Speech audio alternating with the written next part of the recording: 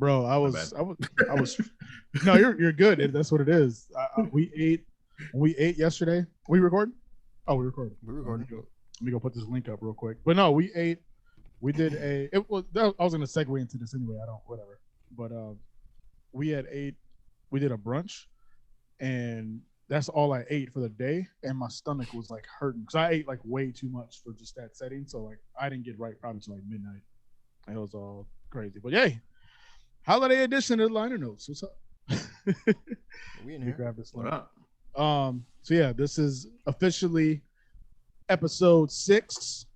So if you didn't listen to the podcast this week, you should have. Number one, shame on you if you did not. I don't care if it's holidays. You listen to the podcast every Wednesday when it drops. You feel me? Exactly. But I am A-Quil, your host of Liner Notes Live, here with Survival, here with Alibi, here with Joe with the fresh COVID cut. Look at you, boy, shining out there. Yeah, no hat on. He wants you to know. I know he had a Steelers hat on, man. You're not repping for the team this week? What's good? Oh no, I don't wear that every day. It's we're When you lost 3 in a row, you're gonna take it off. I thought you slept in it. We're already in the playoffs. So at this point, it's just why even, we're in the playoffs. So I don't even want to talk regular season talk. We'll talk postseason talk when it's time. So we can rest. We're talking next season talk because I'm sure y'all saw that trash in that game. Yo, yesterday. Alvin Kamara do 6 touchdowns. He's ruined so many lives with those 6 touchdowns. Right? If I want to get Gurley when Gurley went off 2 years ago, and I remember like wanting to punch somebody in the face. So I can only imagine. Yeah. He ruined my life. He ruined my life twice as a Vikings fan, and I'm in the fantasy finals playing against like a bracket buster. You know what I mean? Like all bad. Anyway, so besides all that, I mean, how was the rest of the holiday weekend for y'all? Like who cooked? Who did the cooking? What'd you cook, Joe? I switched. I have 2 cooking personas: old black guy from the South and middle-aged white lady from Seattle. So why Seattle? I don't know. I just feel like it'd probably be a pretty good place to be a middle-aged white woman. Honestly, yeah, I like Seattle. I just feel like you probably rock it out there. I didn't know if they had like a specific cuisine there. Also, it's also a really good place. I spatchcocked the chicken. Yeah, I spatchcocked the chicken. Shout out to Alibi. Cut the backbone out, flattened it. Cooks really well. I used like kind of what do they call herbs de Provence, that kind of style. So basil, celery seed, tarragon, shit like that. I made the whitest rice ever, dog. I made jasmine rice with caramelized shallots. That's how fucking man. I'm middle-aged white lady, dog. I fucking caramelized. First of all, I have shallots. I got you. But no, that's all I made, and it's like some vegetables. All right. Survival. What about you? Not for Christmas. We ordered Chinese food. I live with a Jewish woman. She happens to be my wife, so it's not like a random. Yeah, I thought you were just. It's not like a random lady. That I needed a place to stay. Yeah. It wasn't like a Craigslist thing. Like, yo, it was good. But yeah, we got some.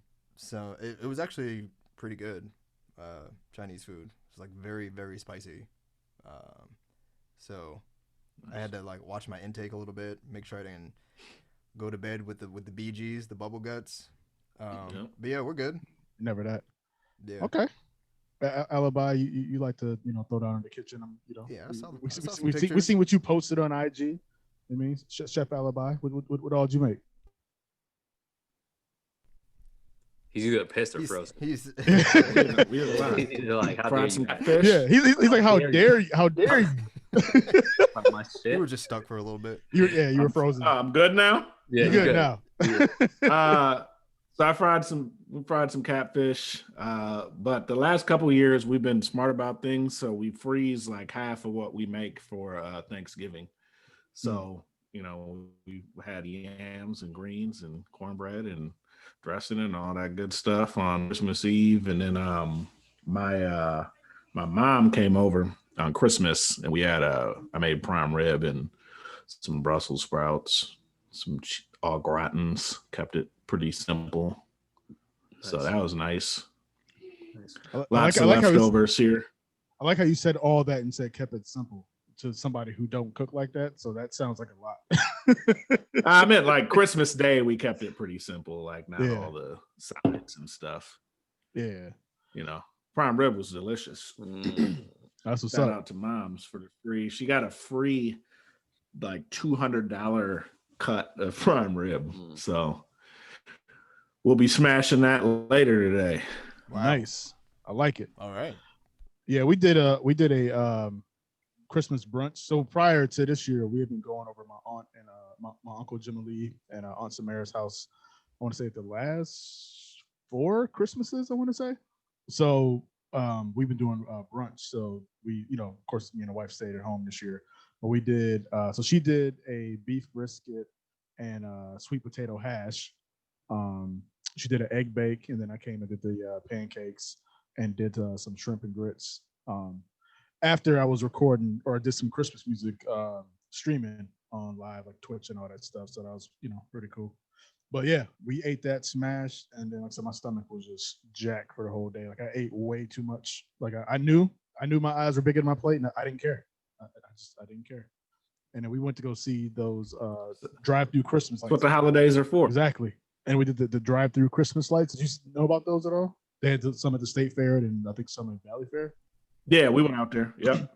Okay. We're doing that tonight, actually. Yeah. Yeah, like the similar concept.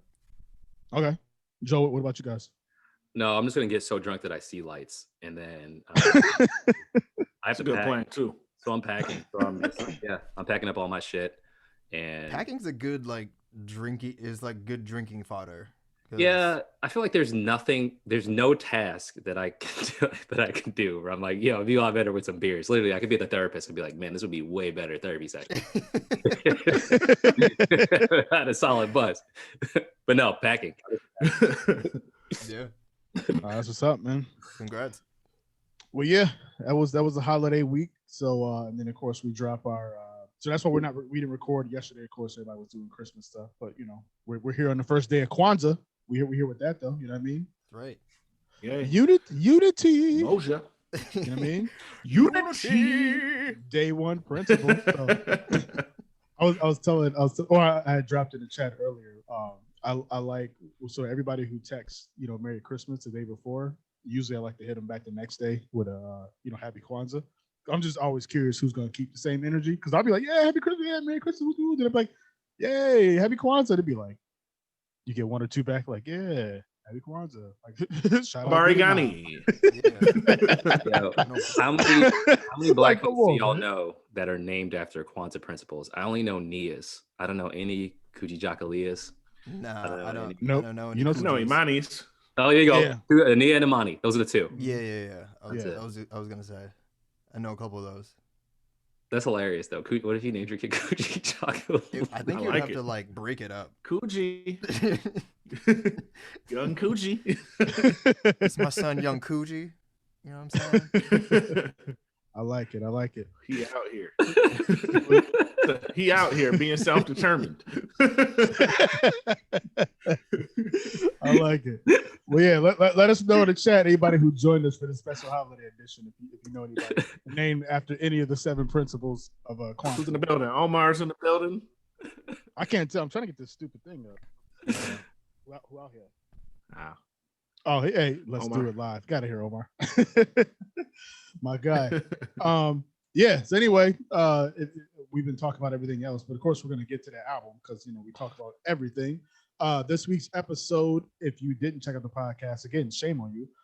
It was Ice Cube, Death Certificate, yay. So that's what we got. Rocking the Cube. Yay. I was between either Got my Cube cape on, man. I'm ready. We caping, man. I was between either this or the Scully, and I was gonna let the dreads kind of drape like a Jerry curl, but it was one of the two. So we talked about Death Certificate, whether it was a classic or not. Typically, we tried not to spoil, if we gave it a classic, and then we usually do. I'm not. So if they choose to, y'all go ahead. I'm not. But with that said, this was our second episode that we rotated hosts. So Alibi was the host this week. This is one of his favorite albums. And yeah, we want you to talk about that a little more. How was your hosting experience, Alibi? Same as we asked Survival. And then did you do anything different in preparation? or did you like the fact that you were able to kind of have that platform to talk about this album? I almost feel like before you answer, I feel like it's almost flipped. Like we should have kind of put you know, on this album, Survival, and a Lupe album. Instead of hosting, we should have been more catering and asking you questions that kind of set you up, because you as a host, you're kind of divvying out to us when we should be kind of going to you, I guess. But anyway, that was a quick random thought. Yeah. But how'd you feel hosting? I think it was fine. I mean, I prefer Joel as host, but my experience was my personal experience. I thought it. I mean, I know the material, so I thought it worked out pretty well. I didn't change my preparation or anything. I mean, I think we recorded 2 pods that day too, so it was cool. We were in a groove, and I hope it. I don't know. I hope it sounded good to the folks out there that listened. I think as a host, I didn't need to go into my opinions of the album very much. I liked being able to kind of ask y'all questions, and again, me selecting this album for us to review, like what I really wanted to see was how and what y'all thought about it, given my personal feelings about the album, but just seeing like what other people thought about it, because I think it's one of those albums that's that good, that if you've never heard it, it's one of them albums that you just have confidence in, like, right, this is just a dope ass album, and I think anyone who sits down and listens to it will most likely feel the same way. Okay, well then, with that said, how do you make this album appeal to? And you're someone who works with high school kids. How do you sit them down with this album, or even someone in their 20s? Like, I feel for us, we're all old heads, 30 plus, blah blah blah. So we were there for a lot of this. We understand it, even if we were kids and it was just above our generation, but we were old enough to be a part of this. Yeah. How do you sell this to a younger crowd to say, yo, this is something you should really sit down and listen to? I think it's the content is an easy sell at the moment, just given everything that's going on right now in the country. Like, this is an album that if you can listen to lyrics and follow them, which not everyone can apparently, but if you can, like, this is a project that's pretty straightforward. It's not a, we discussed this on the pod. He's not a rapidy rapper, and I think that it covers enough ground to keep it like entertaining for everyone. There's a lot of different topics and a lot of ground covered, and a lot of wild shit said. And the skits are hilarious, and it's probably a much longer project though than we're used to now. I mean, it's got to be 75 minutes. Yeah, and it's what, 20 songs? Well, yeah, I don't know. How many sketches are there? But I think about 2 or 3. It's 2, I think, right? Robin Leonard. I mean, there's quite a few, but they're all skits. Mm-hmm. Yeah, but there's all the stuff that kind of like before songs start, because you get like Dead on Arrival's got a thing. Look Who's Burning's got like a little intro, like, but I don't know. I mean, honestly, I don't care about 20-year-olds, so whatever. What does it say about us as a society when we can look back on a 29-year-old album? It's like all the content is pretty much relevant to this day. I mean, there isn't anything, and we discussed this on the pod. There's some things that we might feel differently about as a society because we're softer now, but like we still recognize it and it's still the same. Mm-hmm. So, like, what does that say about the like where we are as a community when shit is just pretty much exactly the same 29 years later? I think it's the concept of time. Like, I remember watching a documentary on Egypt, and Egypt as a whole is 1,000 years old. I think America, what are we now? 200 and 250? Oh, not even 250, right? Yeah. Like, we think things should happen so much faster than they really should. It's kind of a selfish human way of thinking things. Like, it's been around for millions and billions of years. Unless, you're religious, then it has not been around that long. You gotta talk to the people like It, this. but it's I think it's also my brother. I think that's I think we think things should happen faster because we don't for us. In reality, what I like about this piece of work is you realize the good things you do in life really isn't for you. Like my life would be a lot better if I was a shittier person to other people. I'd get what I wanted all the time. I'm nice because there's not a payoff for me. It's just better for everyone else around. So like works like this and progression and things like that, it just takes a long time, man. People were slaves for a long time. It's just that the nature of what we are, we're like, yo, I'm 37, things should be different. But reality is like, how dare I say that? I have to be alive a lot longer to see this go incrementally. It could take 100 years. You know what I mean? So, Right. Yeah. Which would be insane if it took 100 years for things to change. But yeah, it is what it is. It's probably gonna take 100 years. Hopefully not. We're not gonna I mean, think about Yeah, A-Quil. I mean, Go ahead. Women were witches for like how many hundreds of years, bro? And You know what I mean? they Like were burning people, dog. Burning? That's crazy. At at the the stake. if they suspected, like they suspected you were, not even like it was proven. Might be, But it was like all that shit was just like normal shit that people do nowadays. Where it's like, you know what I mean? If I showed someone my phone like way back in the day, they'd be like, "Oh my god, you're a witch! How did you get those people into this tiny?" You know what I mean? Like they didn't have a concept of an expanded concept. Not that we all do, but like there are things that we are aware of that are like, oh, okay, that's not like a celestial body in the sky. That's a I also feel like we You as know black what I'm folks saying? need markers and we don't have those. So like Yeah. the term racism is such a blanket, it's such a term. I think we need actual markers for what is progress. Like people stop calling us nigger to our faces, but they didn't start liking us. So maybe we should be like, okay, that was step one. Step two, you gotta give me a job. Good old 60s. All right. stepping stones, man. Yeah. How do you mark that progress?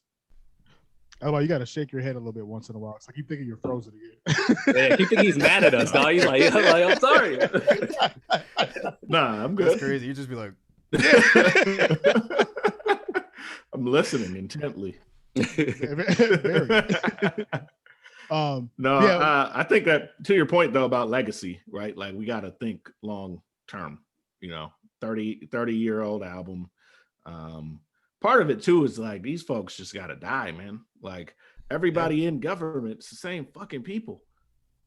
It's literally the same people in office from when Cube made this album. Yeah. You know what I mean? Like we just lived through Reagan era 2.0, like, or 3.0 if you want to continue, if you want to count Bush as like the first extension, right. Trump, that's all they did was re-roll out all the Reagan era shit. So this is, so it's a perfect album for them trying the same exact shit. Yeah. Pretty much. Yeah. Was there any I'm doing long pauses. Was there anything that we talked about or that we didn't talk about in the episode that we should touch on here?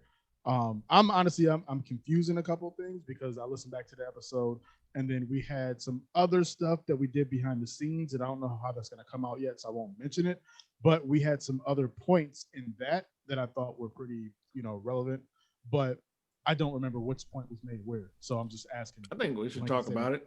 Yeah, we could talk about Black Korea. Let's go. Yeah, I was just about to say.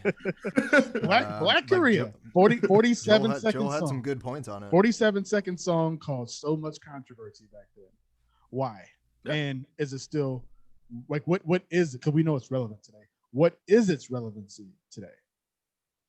Joe, I'm throwing it to you. Oh yeah, let's do it. Well, I grew up in I grew up in a racist ass city in Boston, and everyone as a survivor, we grew up right down the street from each other. So when people think of racism, they think of black and white, and I feel like because the majority of the country you go to, all cities aren't diverse. However, in Boston, everyone fucking hated everyone, but more specifically, everyone hated black people, including black people. When you're a minority in a city where people don't like you, your best way up is to shit on the people that everyone else is shitting on. It's how New York was formed. It's how this country was formed. So in terms of Black Korea, some of the shittiest treatment I've gotten is walking into a convenience store that was in Boston, mostly Chinese. That was Chinese owned. I live in DC. There's 2 stores down the street that I went to like during COVID just to find like basic stuff. I got followed around both. And I'm like, bro, I'm in my 30s. If I want to steal something, first of all, you're not going to fucking stop me. I'm going to fucking straight up Craig Iron Hayward the shit out of you on my way out of here. First of all. Second of all, I don't want your shitty convenience store items. Like I don't. And it's like, yo, like what people don't understand is there are people who just tolerate us. And they tolerate us enough to take money from us. And you still see this shit to this day. So listen to a Black Korea. It's not like, yo, I'm bashing people that are born in Korea, China, anything that are Asian. It's just the fact that there are a lot of stores you'll go to in multiple major cities I lived in, Chicago, Boston, Minnesota, where you walk in, people literally hate your guts until it's time for you to pay them, and then you leave. So hearing the song is like, no, it really hasn't changed that much. There's people who love us as consumers, but they don't love us. They just want us to buy their shit and get the hell out. And it's a microcosm of like the larger exploitation that's happening. Like that's a very specific thing with, you know, people living in the community and, you know, having these stores and, you know, siphoning money out of the community and sending them elsewhere. But I mean, you can really equate it to basically anything within Black culture. You know, anything that we have created that is, you know, worthy of disseminating, like whether it's the way that we talk, the way that we create fashion items, the way, you know what I'm saying? The way that we do things differently in sports, like literally all that. Yeah. It's just, it's exploitation in, you know, really succinctly that Ice Cube put together. And I think as it pertains to like the Asian community, like there's anti-Blackness is real, right? And as we kind of shared on one of those clips, we discussed just that level of exploitation, right? And just that I don't have a problem with nobody Asian. I have a problem with anyone who's exploiting me or my community, though, right? Facts. And so, you know, to me, that's more what this song is about. And, you know, I think sometimes as an artist, we take certain liberties. I don't know whether or not Cube felt that way about Asian folks, or if he just wrote the song because that was a strong sentiment in the community, right, at the time. This song was made larger by a national news story. Yep. I mean, to contextualize Latasha Harlins, the killing of Latasha Harlins, right? Like, right. You know, I mean, I don't know if a lot of people who are younger know what that is. Tell that. Yeah. So young woman was killed by Asian store owner. You know, I think she was 13 years old, and this happened in California, LA. I'm assuming, but this song was a response, I think, in part to that. And then, you know, a year later, you get the LA riots, and folks were specifically targeting Asian stores. You know, but this was that's where this came from, right? This song, the context of it. And if you ignore the context of it and jump straight to, he's using racially derogatory terms, you know, why is he being racist towards Asian people? And it's like, first of all, he's not being racist to Asian people. Like, he does not have the power to do that. It's not what's happening here. But he's expressing a sentiment. And, you know, I think it's a useful song for conversations, for addressing these particular issues, all of those things, you know. I also think it's the product of lack of reciprocity.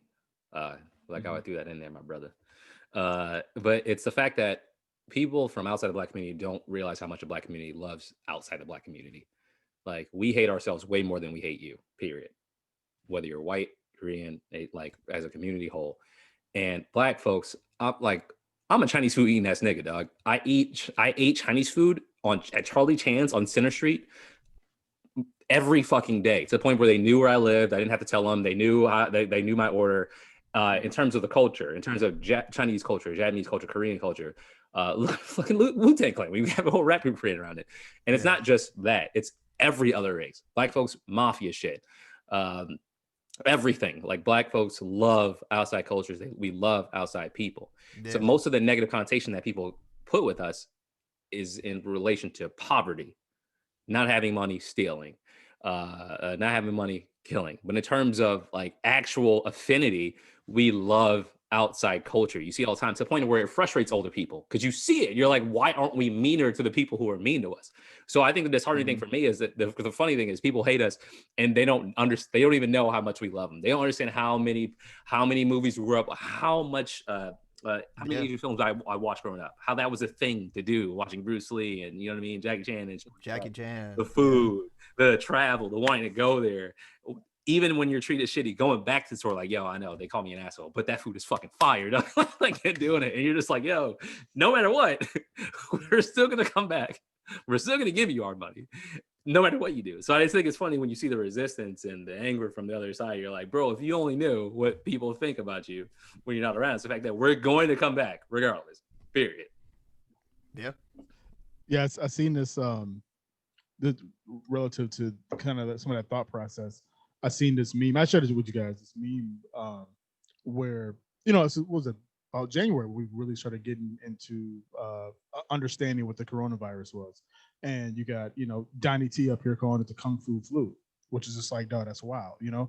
But you know, some people were picking up on that, you know, sentiment. Kung flu was calling it the same thing, you know. And so the meme was a black person being protective. And they were like, yo, like, don't call it the Kung Fu flu. Kind of like, man, we got your back. But the person's response in the meme was like, oh, thanks, nigger. And it's like, wait, fam, what? Like, right. So why is it that we can have that understanding of like, yo, that's disrespectful, we're not going to rock with that. But then we're not giving some of that same, you know, respect I think some people feel. And you see a lot of those videos out of like black folks in Japan, black folks, you know, yada, yada, and just like how they're treated. Yeah. Lupe, he really worked in Lupe, but I mean, it was relevant though. But yeah, but it's nuts. With that, or I guess any final thoughts on that? Anybody want to express? Or are we good? And also, I feel like people need to realize we're talking about the climate of race, like here. Like I've been in Vietnam and like, yeah, Japan. It was straight. It was chill. Same here. But the climate of the U.S., everything that happens, it's just easier to push it down. And that's It's weird that how much like reverence did you get when you were in Vietnam? Oh, it was popping. I mean, I was married, so I am married, so it wasn't as popping. That's not what I'm talking about. But no, we saw in the background. It's more so. I think it's more so that when you go to these places, it's respect for you. Like I don't think Americans show enough respect for people wanting to fuck with us in the first place. So like, I think that's false. I think like half and half. I think a lot of us like to meet people from outside this country, and we're like, yo, it's my duty to show you a good time and make sure you're okay. But you get that 1,000% when you go to Asia for sure. When I was in Japan, bro, they were like printing out, like they had, like we had to switch airports and all this stuff. Like in a small amount of time, they were like helpful. Same thing with Vietnam. It was pride. Like anyone who's like socialist ideals, Vietnam, go now. But it's pride, like, and they're knowledgeable about me being a black person. Like, how do you feel about what I'm telling you about the Vietnam War? How do you do that? And it was like, okay, fuck, this is great. So yeah, no. Yeah. Word. I feel like we spent so much time here and other spots, other shows about this 47-second song. Were there other songs on this album as well? Like, so for instance, listen to the podcast. We also spent a lot of time on Nappy Dugout. Not looking to bring it up here, but were there any songs that we didn't cover enough? So, I mean, again, like My Summer Vacation, I feel like we talked about a good amount. But Look Who's Burning, I think they got a good amount. A Bird in the Hand, do you think we should have talked about that more? Maybe Man's Best Friend, Live on Arrival, what do y'all think? I mean, Live on Arrival is just a crazy song to me. like I'm like, never has anybody written a song about the county hospital. Like, cool. Like if you sat me down as an artist and was like, I want you to write me a song about the county hospital, I'd be like, bro, why? You know what I mean? But like, it makes sense, right? Like, this is where LA, like, this is the height of gangbanging. You know, everybody's probably ending up there at some point in time. and they know this hospital is shitty. You know what I mean? And Cube wrote a song about it. You know, there's just, and again, just so many topics. You know, there's a lot of parallels. Yeah. To now, yeah, especially during COVID, with like the level of care that people are getting overall, and then the level of care that people of color are getting. You know, I've read some like really shitty things. You know, the level of care that people of color were getting even before COVID. So I think again, it's all relevant. It all kind of it comes, you know, circling back into like all of this hyper relevant stuff that Cube was talking about, that you can, like, you don't really even have to take a step back. Like, you can just, you know what I'm saying? Just look around and see it happening. The biases like that doctors have towards us, that we're more, our pain tolerance is higher. Yeah. You know, I'm sure many of us are written in medical journals. Yeah. Like, well, who the fuck published that? Right. Did y'all hear about the doctor? I'm sorry, Joe. The black doctor who died? Yeah. Yes. Was it Susan Moore? Yeah. Yep. Yeah. That's insane. I'm like, so yeah, it's that feeling of, she knows all the terminology. She knows exactly what should happen in these situations, and yet they still wouldn't even believe her. So what does, you know, average, you know, black person off the street, like, what look what you're up against, and if she can't get the proper care, how am I going to get the proper care? You know what I mean?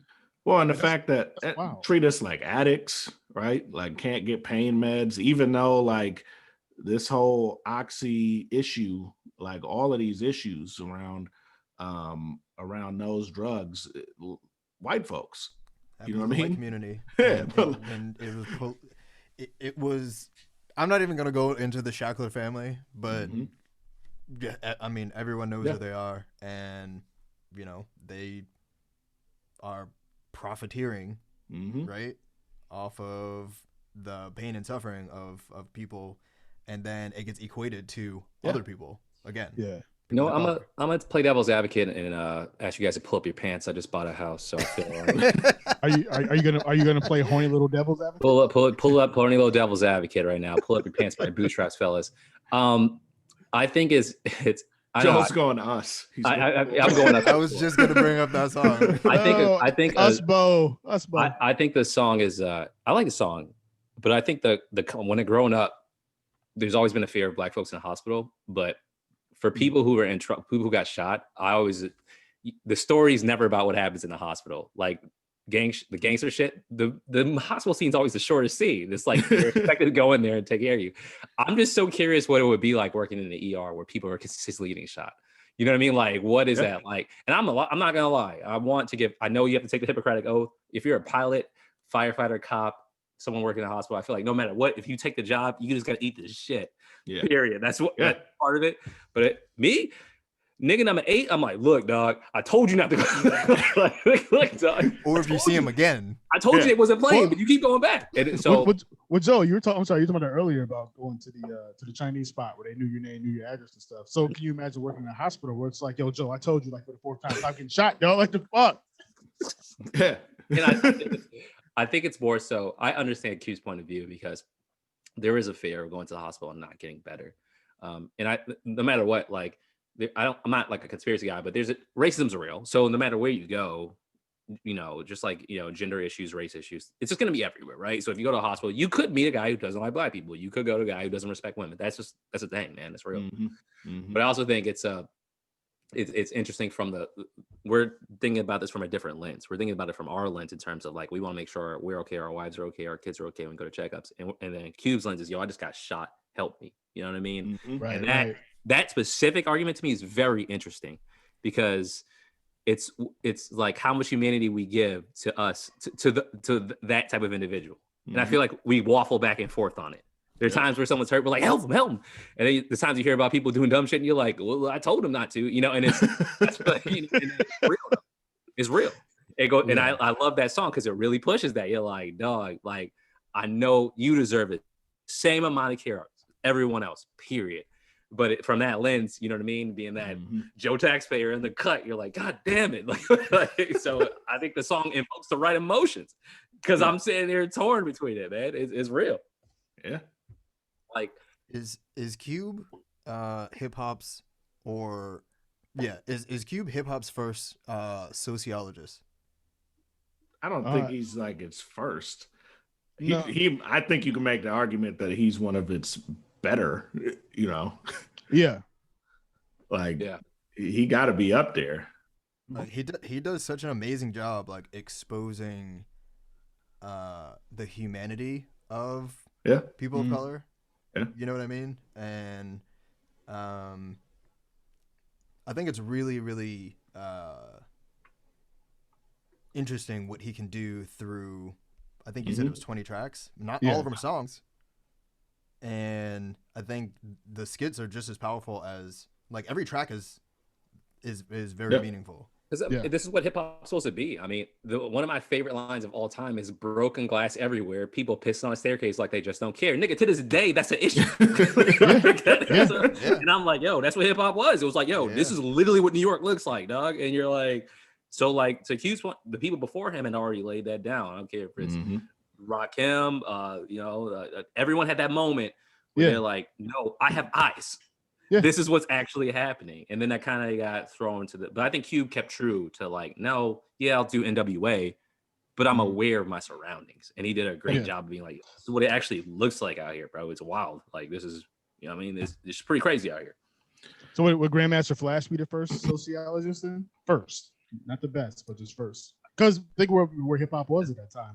That song's probably up there in terms of like first. Yeah, for sure. Because it's like you look at the trajectory first, and it was like we had the same conditions, but everything was focusing on the distraction and the party, right? Because clearly we're still going through these struggles, but we got to get away from this, have a good time. And that's the first song that came out. Was like, nah, fuck all that. Like, shit is fucked up. Broken glass everywhere. You know what I mean? So, that's. Well, it's struggle music, man. And Cube was a voice. To me, when I think about Cube and them first, his first 3, 4, or 5 albums, I'm like, dude, this dude is tapped in. Like, it feels like what it must have been like to be a young black man living in LA at that time. You know what I mean? And it relates to a lot of different cities, but specifically, like if you lived in LA where he was at, I wonder, like you had to have listened to these albums and just been like, yo, this is my life. Like, moving from this album, even as you get into like Predator, like how this dude predicting all this stuff that happened, right? Like he was telling y'all for a couple years, like this is coming, and the riots happen, and then it's like, all right, like he was right. It's weird. He was very, very not only tapped into the community, but obviously, and we saw it. And you can have your biases about the side of the aisle and all that stuff, but he's been like hyper aware of politics for a long time, and not afraid to voice his opinion, right, strongly, even on shit that like we like us, you know what I mean? Like we all feel that way to one extent or another. Now that's an in-house conversation, right? Like we can have this conversation here. We don't want to have it with white America, you know what I mean? But like in our own backyard, in our own community, like them is the conversations that we're having, right? Like man, we fucking us up too. It's not all just them, you know what I mean? And valid, right? A-Quil, I don't want to ruin your outline, A-Quil. I just want to say, I don't know if we're gonna cover this or not, but that Trump shit, we're gonna have to talk about some point in the future. I don't know if it's today or anyway. We can talk about it. Y'all was it's a loose outline. And it's holiday season. I was like, I don't know what we're gonna talk about. It's all good. I don't want to. No, I mean, but I think we should address it because we didn't get to address it when we recorded. Like the whole thing. I'm not canceling Cube. The reality is, if you listen to Cube, Cube can get into that black conservative bag, right? He was with the nation. The nation goes into black conservatism. You know what I mean? And so you get some of that from Cube. And as far as like him, I never really understood what the issue was. I didn't think it was like smart to sit down with Trump. You're not going to get anything out of it. Like, but this idea that what's the issue with sitting down with somebody, man? Right. We did cover this on the podcast, just to be clear. But yeah. You said we did? We did.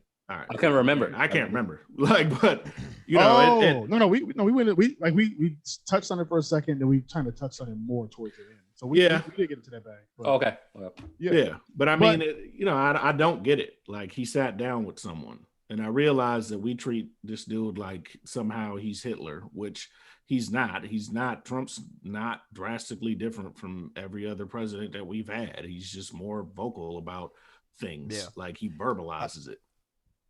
I understood that, so I think I'll play devil's advocate now, because what I was reading, where, you know, he drew ire from the community, was like, basically, who does he think he is? He's using a celebrity to go in and, you know, come over the top, and when we've been building this grassroots shit, you know, for years and years and years, he needs to come to the bottom to talk to us and, like, you know, help us at the local level so that we can build all this, you know, all this up throughout the hierarchy. Yeah. What do you guys think about, like, that sentiment versus not even just like the, you know, take the element of, like, conservatism out of it, just like, did he go about it the right way? what, like, in terms of using a celebrity, or? Well, he used his power and his platform. Just to kind of leapfrog over all the stuff that's going on in terms of the grassroots local stuff. Yeah. To just go straight to the top. Yo, I'm Ice Cube. What up? Get me on the horn with the president, instead of being like, all right, here's the stuff that we need to do on Crenshaw, right? And then once we do that, we're going to go over here to, you know, Long Beach, and we're going to do the same thing. And once everyone, you know, is unified, then we'll have all of Southern California. We need to roll our shit upwards to Northern California, and then we can get the West Coast, and then let's move it. You know what I'm saying? So that's a good argument. But that's literally how the rest of the world works. No one at Comcast asked me my opinion on regulating the internet. They never said, Joel, should we charge you more for it? They just said, fuck Joel, we're going to change things. No one at Universal Movies said, Joel, how do you feel about being a felon for streaming music? No one on Capitol Hill asked me how I felt about $600 fucking dollars. Right. So I feel like I get that though, that people feel like, okay, you're a celebrity doing this the wrong way. I also feel like, and I'm about to just go on a tangent, dog. I hope this gets some followers. It was the fact that he talked. It was the fact that he talked to Trump, and I'm 37. Yeah. I get Trump was different than what you are used to. If you want to hate Trump or say like, yo, like he's the worst, understandable. He's not qualified. He was never qualified to be president of the United States. He just kind of did it and had a bunch of money and, you know, an image behind him to do it. But this whole way we painted him as the new Nazi, the new Hitler, and the new KKK. If you were ever scared of the lashback, you're kind of a pussy. I'm just going to keep it real. There are people who came before us who fought the opposition in this country. There are people before us, white and black, the Weather Underground. You had the Panthers. You had people who said, I don't care that Reagan's in office. I don't care who's here. We're stealing planes and blowing shit up, or we're protecting our community with programs and things of that nature. And this is when people were calling people a nigger to their face and spraying them with fire hoses and things of that nature. I think a lot of stuff with Trump was fear tactics, because a lot of people who were distinguished were surprised to see someone that's not distinguished get that far. But in our lives, we see that every day. We see people who are fucking animals winning all the time. And so when Q did that, the fact that I remember there are other comedians I would follow on Instagram, like I've been following Earthquake, and people were clowning Q, calling him a coon and all kinds of stuff for meeting with Trump. I hated that. But because they were aligning themselves with Democrats. And what I'm realizing is that the people who were loudest about disliking Cube for doing that were people who were comfortable enough to be a Democrat, call themselves a Democrat, and deal with that. But the reality is this: whether you're left or right, it really comes down to income and then placement. Like, alignment isn't the solution here, and you're going to find that out in about 4 months, because Joe Biden's already come out with 2 announcements that let you know that you shouldn't have been dancing in the street. I agree with you, Survival. I was dancing in the street. Right, I agree with you, Survival. I don't think that I am celebrity. I'm very touching on celebrity because I feel like it gives people voices that probably shouldn't. Yeah. At the same time, if you knew enough about Cube doing that, right, you wouldn't be too crazy about it. Because when Obama was president, how many rappers have pictures with this dude talking about policy? How many people were up there, and it was never an issue? It was never an issue. Like, Jay-Z's not a politician. but it was never an issue. It was never an issue for Ludacris to be there, Jeezy to be there. It's never an issue because that was the guy we liked. So I think it's the same thing. If you hate it all the way, if you hate celebrities getting involved in politics, hate that all the way. If you want to be grassroots, be that all the way. Don't just say, well, this boogeyman is here. I don't want to deal with this boogeyman. And then get mad when people do. It's stupid. And also, he's not the fucking boogeyman. Grow some balls. Like, he said he gave it to both parties. Yeah. The only thing that got reported, right, was that he went and he sat down with Trump, and it wasn't even Trump. It was like his people, right? Yeah. But it's just that's also that's also a media spin. I think it also shows how little we know about as a community, just like politics, right? To your point, Survival, like jumping over, like nobody's entitled to operate that way. I'm all about grassroots and from the bottom and doing that. But like this dude is in a position of power. He has the cachet to be able to do that. Like I can't stop him. I can criticize him for it. But on the flip, he's also a dude that's been pretty informed about stuff. Like this is not new. Like he's not somebody new that's just diving into this, not really knowing what's going on. He stepped to them with a platform. Whether or not you agree with his platform, cool. That is what it is. But he came with like some look fors and some actionable items, which a lot of folks who are out here on the ground aren't doing. Right. Yeah. Like it's a lot of just protesting, no plan, no actionable, oriented things that they're looking for. And, I can't knock him for that. And last thing I would say too, is that he, I feel like his approach was more, look, we're going to get sold either way. What can I get out of this? What can we get out of this? What's the most that we can get out of this sale? Right. And I can't knock that. You know what I mean? It's not the way I would do it. You know what I mean? Right. But like, that's his prerogative, man. He wanted to figure out, like, if we're going to get sold anyway, let's make sure we get sold to the highest bidder. Let's make sure we can get the most up out of this situation. That's going to benefit us. I think though, some other folks' problem with this was the fact that when he expressed it. So even if you take out what he expressed, there were people who were like, yo, why are you bringing this up like a couple months? 2 weeks before. Versus like 3 years out or something like that. To that point, we don't know that. Like that's I think that's valid. To your point, well, I feel like that's where the pussyism comes into place for people that are scared. Like the fact that people were mad at Cube for maybe affecting the way you vote. If you didn't know who you were voting by the time Cube met Trump, you're a fucking liar. You're a liar. You knew who you were voting for in 2016, period. Once Trump hit the stage, you knew. You knew. There's not one time I sat at home and was like, fuck, I hate Trump. Like, God damn it. That whole thing about Mexicans really gets me going. I'm thinking I'm going to flip over. Like, no, like it was not going to be that. You were one way or another way. So stop that. And also the fear, the fact that there are actual countries where people in power kill people. And they say there are established countries where if you criticize the people in power, you go missing. It's a wrap. Was it a Saudi Arabian prince? Literally had a guy bodied for writing a paper about journalist. He was like, "Yeah, out of here, bro." And we all know how shit went down. Like, so stop it. Like, stop blaming him for these potential outcomes. And if that was a potential outcome, again, what you scared for? Our people who came before us are probably like looking at us from the heavens, like, which really? The dude with the orange face? Let me tell you about Andrew Jackson. Right. Let me tell you about Thomas Jefferson, dog. Let me tell you about real, actual tyranny. Like, so I get it. I get where it all comes from. I get the feeling, man, because I felt it a little bit too when Trump got elected. I was like, dude, I did not see this shit coming. But the whole thing of, again, he didn't see it coming. Yeah. The whole thing, again, for being mad at the black dude for this, instead of being mad at the white dude for creating the environment in the first place, is just like, bro, you're literally exhibiting the symptoms of like fear. So whatever Q does, your anger should always be pointed at this dude. It's insane. Yeah. Where's the anger for Kim Kardashian, dog? She met with Trump like 8 times. Got like 3 dudes out of prison. No one yelled at her. Yeah. Because she got 3 dudes out of prison. Exactly. She met with a dude. It worked out. Everyone's cool. They're like, yeah. I mean, a lot of people got flack in the beginning of his presidency for sitting down and meeting with him for sure. But all the points are valid, and I don't the canceling Cube for me, no. Yeah, Like that was that was never on the table for me. No. Okay. Cube not canceled. Was Cube even suspended? Not for me. No. I No played cancel, I no. played this album the next day.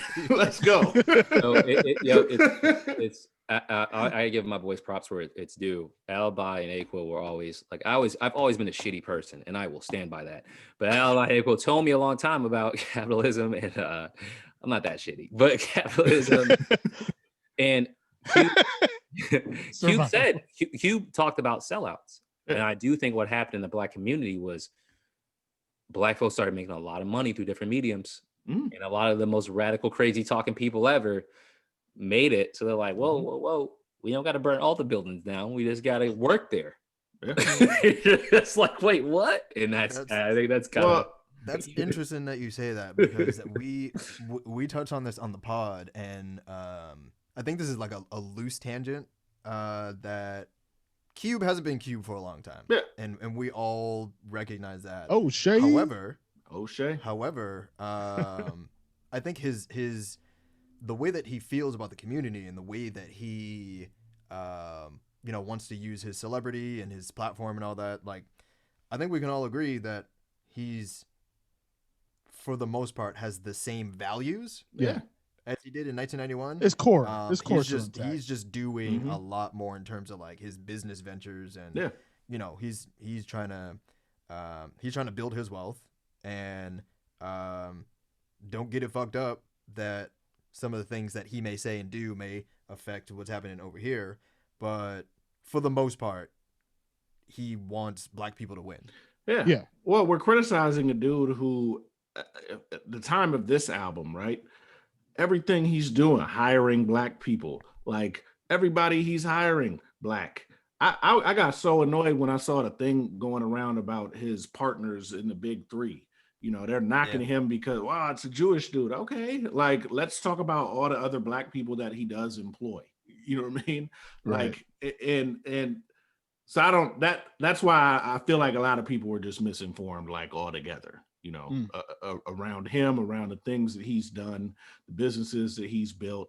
Again, and I don't think Black capitalism is our way to freedom. But, like, that said, like, you can't knock him. Like, he's been creating, he's been putting on Black directors, Black people behind the cameras. Like this, he's been doing these things, quietly, generally speaking. Like, he's been doing this quietly, going about his work for 29 years, 30 years that he's been doing this work and building these things up, So do you think he should vocalize some of that more, or does that feel too much like clout chasing? Like, nah, look at all the Black people I put on. I don't think he needs to do that. No, I don't think so. Like, I mean, we live in this time though, where everybody wants to brand everything and be in the, I just don't, he doesn't have to do that, not to me, like, cause I'm like, I know what you're about, and that's not, and again, I don't think Ice Cube is Ice Cube anymore. You know what I mean? He's definitely more O'Shea, the 1991 Cube, but he's out here doing this work quietly, man, and not trying to be in front of the cameras or all in the videos or what, that's not where he is right now in his life. He's a 50-year-old Black man who's running lots of businesses and is a mogul that probably, in all honesty, doesn't get the credit that he deserves. I think someone on this podcast had a really good quote whose name I won't say, but they said niggas don't read books.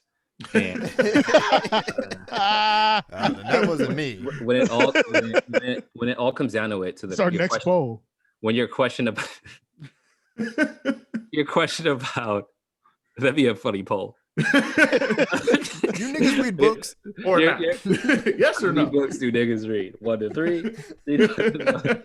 What your question about him having to say what he has done? I feel like if you were doing the right thing, it's on me. Like, I think, like, when we talk hip hop, A-Quil and I know each other for a long time. It would be him telling me stuff, and like, I have to listen. Like, it was 50 Cent meeting Black Star. You know what I mean? Like, we're like, oh, this is what you were into. This is what I'm into. I think you need to know history of the things that you debate about and get mad about. If I'm gonna shit on Ice Cube, I should know what I'm talking about. Anytime any one of us try to jump into a political conversation that's not what the major two parties are saying, one of the first things people are gonna say is either who do you vote for, or like they're gonna question your knowledge on the subject. Well, to discredit you, right? Exactly. It's like, well, if you don't agree with me, then I automatically discredit you. Exactly. And I think that should go both ways. I feel like if you're going to criticize him, you should know everything, because if you did know, that dude has Khalid Muhammad on his album, so you can't tell me that he's not, like, you know what I mean? You have to know the whole story. And I feel like I'm glad we did this album, because it should be a push for people to know the whole story. Like, you can look at Ice Cube O'Shea and say, oh, that's the guy from this movie, he did this in Friday, why does he have an opinion? But like, no, that's a dude who literally had a song that's this now before you were born. That's a dude who got Friday made on a cheap ass budget, put on a black director, put on a bunch of people, you know what I mean? Black people behind the production company. Yeah. Like, come on, man. He was encouraged by John Singleton too. Yeah. Singleton told him, really? Like, he was like, if you can write an album like this, like, you can write a movie, you know? Wow. And a quick side note, Singleton had approached him to star in Poetic Justice, and Cube turned it down. And that's when it went to Pac. So I always think that little stuff is interesting. These different roles for different people. So I think, wasn't Pac supposed to be in Boys in the Hood, and then Cube took that role? Pac was supposed to be in Menace, right? No, Menace for sure. I'm sorry, Menace. Yeah, he was supposed to be. Yeah, he was mad that he was supposed to be Sharif. He wanted to be. You wanted to be O-Dog? Thug, yeah. Of course he wanted. Of course he wanted to be O-Dog. Of course he wanted to be. Why would you want? Oh man. Well then, so since we're talking about Cube movies, I got a couple questions in. Right. I feel like Cube has had such a career, and for somebody like myself, I'm not trying to be a stan or whatever, but as someone who also has done music for a good chunk of his career and went to school for film, like, Cube is somebody who I would kind of look to in regards to his career. Where do you feel? I remember in a different episode we were talking about, you know, where you rank like your top 5 like rapper actors, and I forgot who said it, but one of y'all was like, I wouldn't put Cube in my top 5. But when you take Cube's whole body of work, let's start with film. I'm gonna ask both questions. Who would be? Well, let's just look at his body of work first. Like, well, it's just because he's not a good actor. Well, this is what I'm getting to though. He does act a lot, but he's an actor, writer, and director though. Yes. So when you put those 3 things together, like acting, sure. Like me and Joe, our side joke is I don't know if you guys ever heard the movie Ghost of Mars, which it was one of the movies I'm sure he just where you can tell it's those Hollywood roles you get thrown into the mix, and they're trying to see where you fit before you hit that next level. And in the trailer, like, it's just this. It's Ghost of Mars. You're fighting aliens or whatever. It's just a typical Hollywood movie. And then in the middle of this thing, it gets mad quiet. Here's Cube be a Cube. I ain't going back. You're like, what does this got to do with Ghost on Mars? It's just Cube. But where would you take his? I guess if we were to break it down, either if you want to break it down just acting, or if you want to include acting, writing, and directing, where do you place his entire like movie body of work? Like, would you say it's pretty solid? Would you say it's kind of niche? Or like, what are your thoughts on his body of work when he transitioned to films? It's legendary. That's what I would say too. Like, it's about what is it about? Movie tickets, views, you know, all these. Well, I mean, when you're going into the theaters and shit like that, now it's kind of crossed over to streams and all these things. But everyone knows who Cube is. Again, I mentioned he has the production company. He's putting people on. He's directing. He's behind the scenes. He's in front of the camera. He's doing he's doing scores. He's doing soundtracks. He's all over the place. Dude, Cube gave us Chris Tucker, Mike Epps, and Cat Williams in succession. Yeah, he did. That's fucking like, you can't watch any one of those movies. I just watched Friday After Next Research. Unfortunately, speaking of roaches, we was yo antennas. Like, I just watched. You said Friday After Next. What's up? You said Friday After Next, right? Friday After Next. Yeah. That is a Christmas movie. That is officially a Christmas movie. It's a Christmas movie, bro. He gave us all those in 3 succession, made 3 superstars off of those. But we put Will Smith, and it's like, I was just gonna say, who you put on? You know what I'm saying? Yeah. And I'm not saying he didn't, but I'm saying, like, when we look at Cube, and his body of work, like he ain't got blockbusters, but he's in a lot of like pretty good movies, man. And his acting career is much like any other actor. Like he's got some duds. You got an Anaconda out there, Three Kings. Like it's some shitty movies, but he got now Three Kings got a critical acclaim. Well, that's what's up. He's in some bad movies though, right? Yeah, I think are we there yet? It's not good. Like I think Alibi, you make a good point about people not realizing the work that comes with being behind the scenes. Yeah, like, Will Smith's in front of it. We love him because he's in front. Yeah. Like, I'm sure he's had input behind the camera, but that's never been his thing. You know, he's always like, he likes being in the front of the camera. There's something to be said for someone who's like, yo, I'm gonna try to bring something to life, and it's not easy. Shit, like we do this podcast, and we saw, like, this should be like 10 Zoom bubbles based on how this thing was created. But we all had to fucking come up with shit, like work on things, create outlines, and do our own thing. And so for Q to even want to do that is especially after what he went through when he came in, the fact that NWA didn't work out. Yeah. So the fact that someone to have faith in this entertainment industry and to continue to push forward with it after you had pretty shitty experiences throughout the whole thing, pretty good.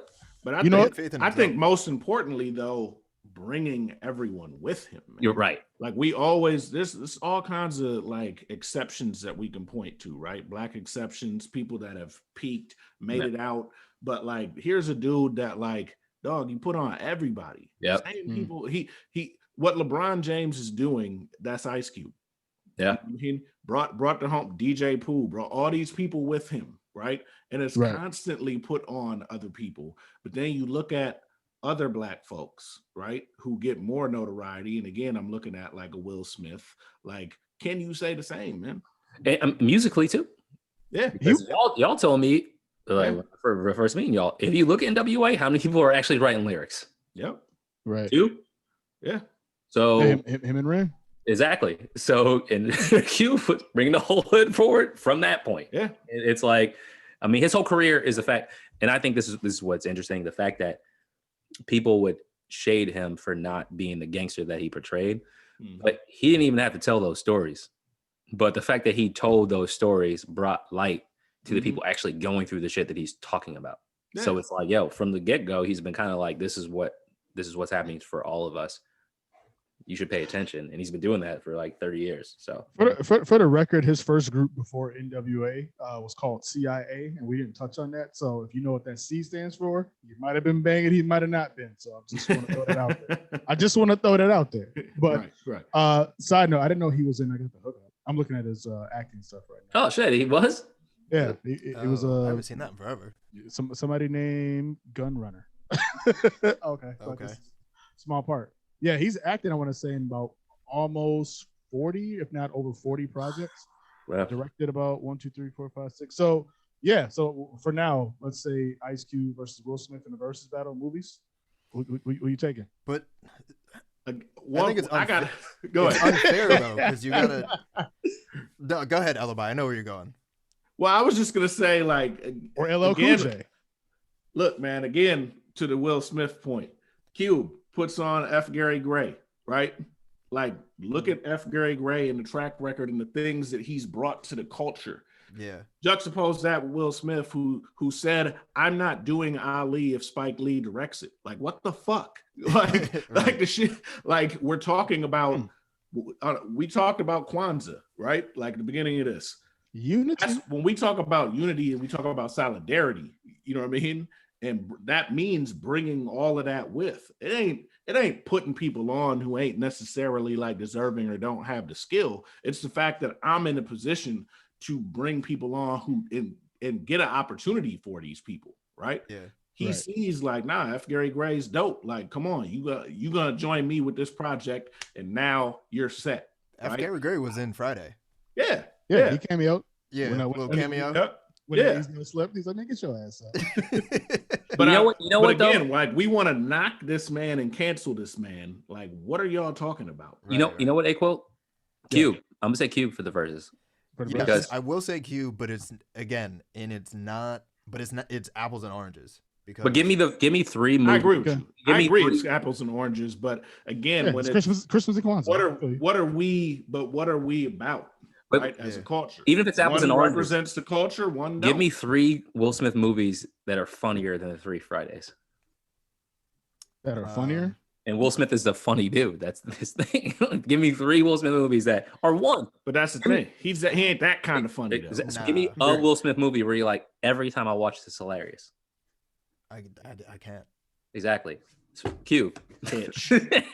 Well, if you go to the action roles, then I mean, Will's gonna beat him in that category. So Yeah. I feel like for action movies, it's Independence Day, which isn't the best movie. It's just Independence Day, so it's fucking great. Enemy of the State's fucking great. Those two, it's a good ass movie. Enemy, It's very good. I'll give them those two. That was supposed to be Tom Cruise at first. I'll give them and Men in Black. Men in Black. The first 2 Men in Blacks. Versus Ice Cube, 3 Kings for his action, and Triple X Part 2. Oh yeah. Anaconda. Friday. Anaconda. Yo, That I say movie's it's, Ghost on Mars. it's pretty close. It's pretty close between those. But in terms of like just putting people on and that thing, he's more in like the Spike Lee bag than anyone else, and that's not even a fair comparison because Spike Lee, like, he went to school for film, and that's what he does. Again, Ice Cube is just using his platform, and he's bringing people along with him. He's like, "You're my man. You have this specific skill set. We're gonna give you a push," and that's what it is. Or you're dope, and you're dope. you're about us, right? Right.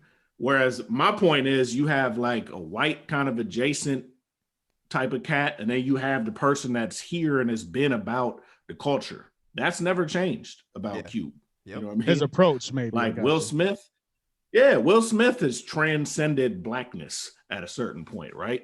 Like Cube, I'm sure, had that opportunity and was like, fuck no. You know what I mean? And that's my point. Like when we talk about the culture, right? Like you have to have the culture don't get pushed forward or move forward at all without Ice Cubes. I don't know what Will Smith, is there stuff he did for the culture? Like, sure, but I don't think it has the same meaning in some respects. It's more external than internal. Will Smith made it easier for people to see a black guy and not want to call the cops immediately. They'll wait. They'll wait until you tell the joke. And like, all right, he can stay. But there can be a black blockbuster star. Will Smith made it easier for actors. Conceptually. He did it easier for you to be an actor and for someone to get by on personality. That's Will Smith. Like for some people to be like, yo, I like this person. Like he's like, that's what I'll give him. Like, so like it is different though. It's more external than it is internal. Cube is more like, and that's the difference.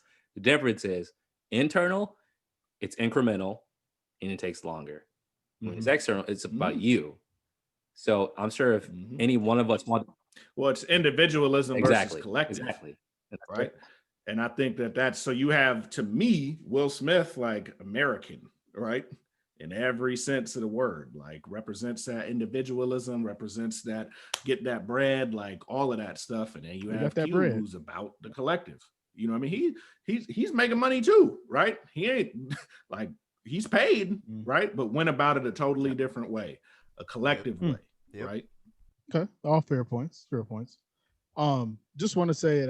We want to keep flowing. I'm down to keep flowing, but we're well past the hour mark. No, we try to keep it an hour. I don't want nobody getting in trouble. So Joel has to go drink and pack. I know I'm yelling, man. So I'm in a good spot right now. Wait, but you said I'm in a good spot. They can look around. Let me make sure I'm in a good spot, dog. Joe Biden straight up lied to y'all, dog. I'm in a good spot. They said, Joe, you gonna tear down them cages? He said, whoa. We're gonna have to talk this through. Let me get in office first. But well, while we wrap this up, then again, thank y'all for joining us. Shout out, we of course, my mother-in-law was in the comments. Omar was in the comments. Appreciate you. Wiley Stiley was in the comments. What up? So shout out. I'm gonna wrap us up. Don't wrap me up. I'm gonna wrap us up. But while I do that, I'm gonna ask y'all the question because we did cover the movie portion of Ice Cube's verses. So I'm gonna give them all where they can find us, the socials when they get finished. Each of y'all give me one person that would actually be a good matchup for Cube in a rap versus with his catalog. So y'all think about that. And I'm going to say thank y'all for joining us for another edition of the Liner Notes Live, episode 6. This was Ice Cube Death Certificates. Thank y'all for joining myself, A-Quil, Alibi, and I'm A-Quil, Alibi, Joe, and Survival. There we go. That was like me twice. Make sure to hit us up. First of all, always this show, if you're wondering like why we're just talking kind of all over the place, what its purpose is, the purpose of this show is for y'all to interact with us, but also to still drive you to the podcast. So our podcast drops every Wednesday on Spotify, Apple Podcasts, wherever you can download podcasts except for SoundCloud. But we drop those every Wednesday, so make sure you check the podcast first, and then you come join us for the discussion. That's what we're trying to do here. But also hit us on social media. Of course, we're on Facebook, facebook.com / the liner note 79. That's the same for Instagram and Twitter. We're also on YouTube. So make sure you check our link tree, because our link tree has all of those links in there. So you can hit us on Facebook, Instagram, Twitter, and YouTube. So, and we have an email, that's the liner notes crew@gmail.com. So if you don't have any social media, you can still hit us there. If you want to give us a call, you can hit Joel up at. But no. So thank y'all for joining us once again. Hope to see y'all next week. If we don't, Happy New Year, because that's coming up quick. And hope 2021 is popping for everybody, because 2020 was not the shit. So with that said, fellas, I'll start with survival. Who would you have Cube in a versus against? I got a weird choice. I'm gonna say Busta Rhymes. I thought about that. Okay. Why Busta Rhymes? Because they're both kind of on the same wavelength. Like, they've been around the block. Two different coasts, obviously. Both actors, both musicians, both behind the scenes, putting people on. There's obviously the Nation of Islam connection there. So I think that it could be interesting. Joe, who are you selecting? Tupac. Me Against the World, Tupacalypse Now. Early Pac was early Cube, and then late Pac was it's kind of like late Cube. Late Pac probably had more accolades, but in terms of club bangers, Cube had plenty of that post 90s. And Thug shit and the West Side Connection, and then the whole Death Row were kind of literally their kind of planes were like synonymous. So I'd plug those two. Pac's had a song with Cube and IC in the same song. That's a pretty dope song. Alibi, your selection. I got two in mind, but the first that came to mind was LL Cool J. Because I think that the heights of their careers were around the same time. Like they both were kind of in a material wise similar, all of that. I don't know how. In my head initially, I was like, man, Cube will get washed, but I don't think Cube will get washed, man. There's too much. Like, I think it'd be a hell of a battle. Now, Cool J might be like, nah, he wants Jay-Z, obviously, but I think that's a good one. My second one would be Scarface. I think that'd be a good look. Yeah, that's a good one. Cuban face would be a good look. Okay, that's a good one. I'm taking that one. Both were in groups, right? Got Ghetto Boys and NWA, and then you got solo stuff. So that Cube technically has more albums with West Side Connection than he does NWA. Yep. But okay, so maybe we'll do that for a poll too. Who do I want to see Cube in the verses with? I was not for the LL one. I thought that wasn't a good matchup, but maybe it is. But anyway, that's our time officially. Once again, thank you for joining us. We're the Liner Notes crew. Until next time, happy Kwanzaa. Peace. Yay, yay.